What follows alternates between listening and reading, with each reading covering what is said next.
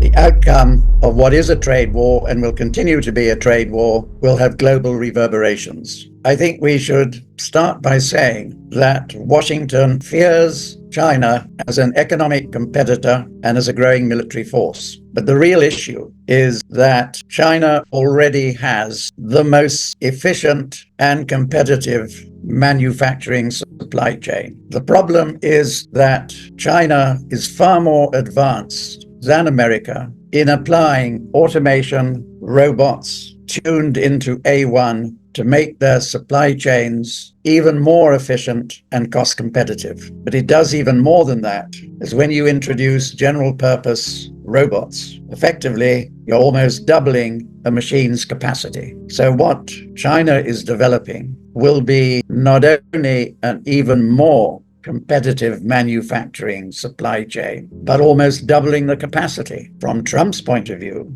that puts huge problems for Trump's objective of rebuilding America's manufacturing base.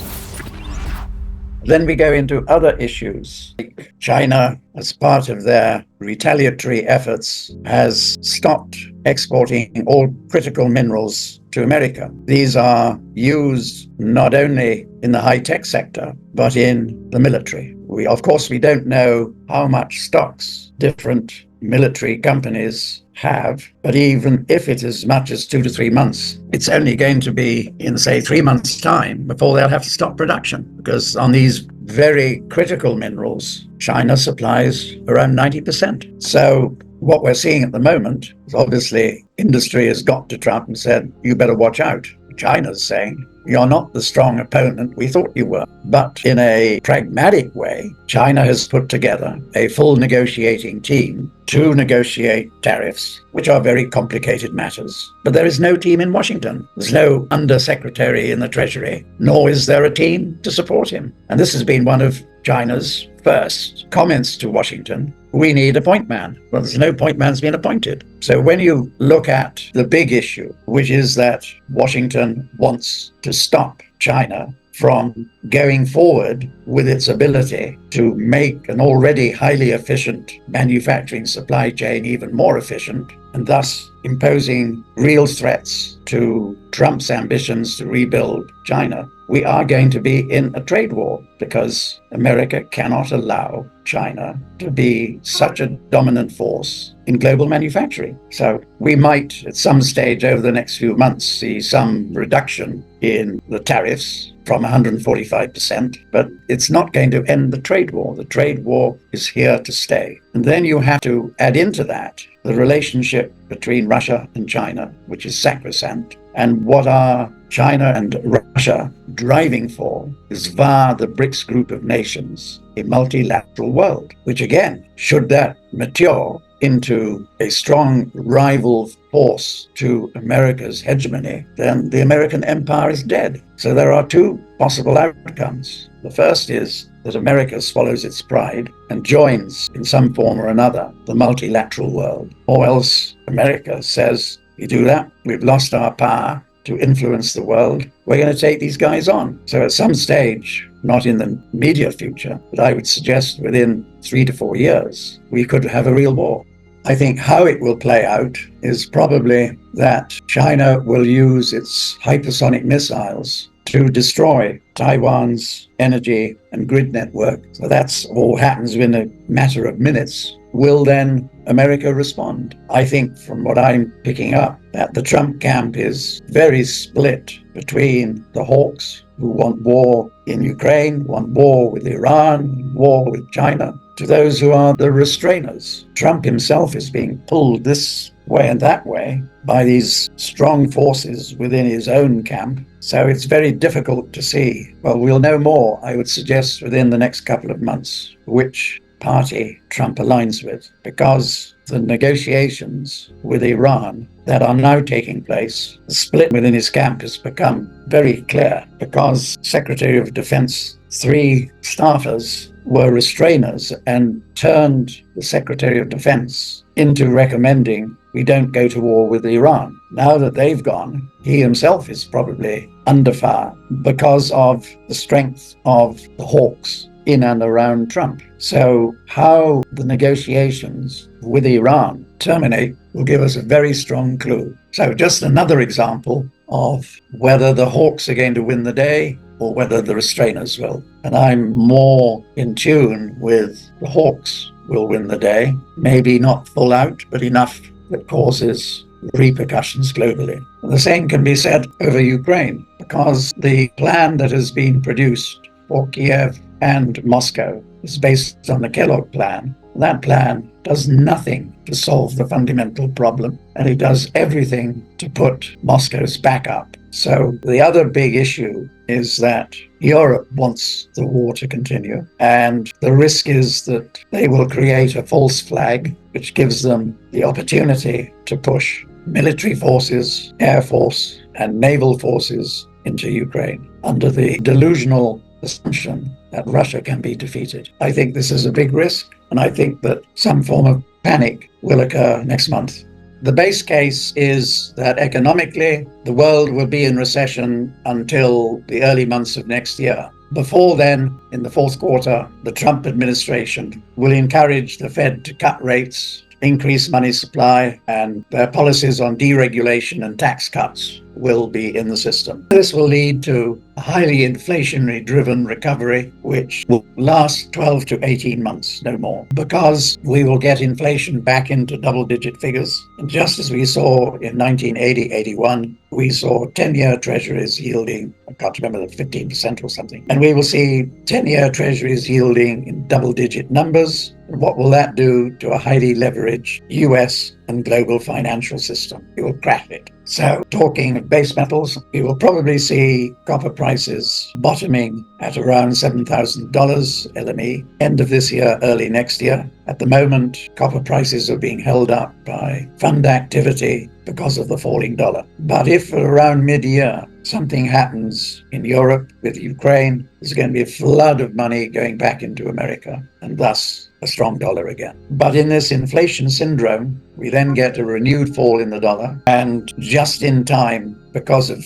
the tariff war, is completely taken over by security concerns, so that every company in every stage of the manufacturing system, instead of holding, say, 1 week of inventories, will hold 2 or 3. Thus, when it goes all the way through the supply chain to the semi-fabricator, who will then need a multiple of what he was needing before to satisfy this inventory replenishment throughout the manufacturing chain. So that instead of copper consumption growing by 2% in 2026 and 2027, it's probably growing by 4 to 5%. Big deficits, high inflation, falling dollar. Everybody wants their hedges against inflation and a falling dollar, which means that funds go into the market in a massive way, just as they did between 1977 and 1981. So we will see copper at a low in the early months of next year, 7,000, doubling in price by the end of 2027. We will see equity markets probably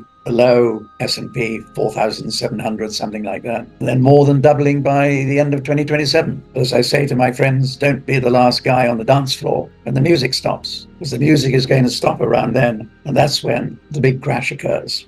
First of all, the property sector has been contained. In fact, there are early signs of recovery in some of the tier 1 cities. Secondly, the government has a lot of tools in its box to revitalize the economy. The first is household savings. Last year totaled $4.5 trillion.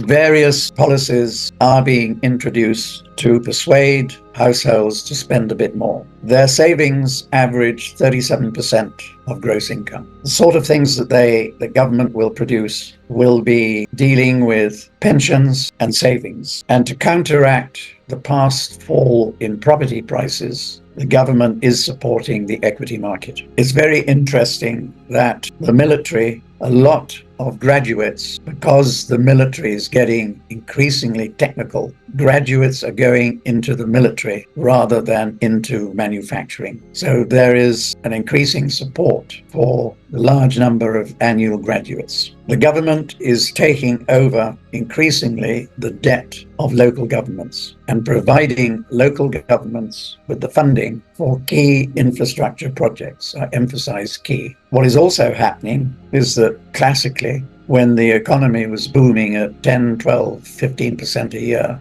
in the 1990s and early 2000s, every local government vied with the other. If one local government was building new wire rod plants, the other one started doing the same. So right across the manufacturing spectrum, you had surplus capacity. The weak are being allowed to fail and are being picked up by the large state-owned companies. And then in due course, if they don't work out, they will be allowed to fail. The government has taken this period of disarray to clean up its act. It is not being recognized outside China. You can see what's happening with the Chinese currency versus the dollar. By 2028, instead of the currency being 7.3 to the dollar, it will be closer to 5. Obviously, in the next couple of years, the equity market will be very volatile and you'll see big falls and big rises. But the economy will be okay. And it's quite interesting in our technical work towards the end of this year,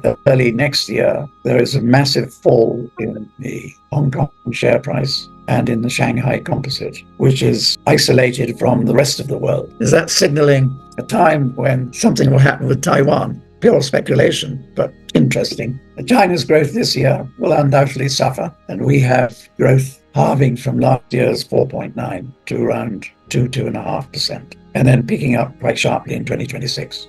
Gold prices, I think, are less geared towards inflation and more geared to geopolitical crises. So gold is correctly forecasting geopolitical tension. Do we have a correction in the gold price lasting a couple of months before the next upsurge? I don't know. Some of my friends say, yeah, we should see gold prices falling to 2.5 and then exploding again. Others say no correction. What I think is pretty clear is that within 2 to 3 years, gold will be at around $5,000. But I don't think we get there in one big fell swoop. Any correction is a buying opportunity. Any correction is not a point where you should be liquidating physical gold. Just add to it. My speculative take is this. About a decade ago, I wrote a paper, which is that there will be a domestic dollar that is backed by gold, and there will be the offshore dollar, which will be allowed to find its own level, which fits with what I think will emerge from the BRICS summit in Rio de Janeiro.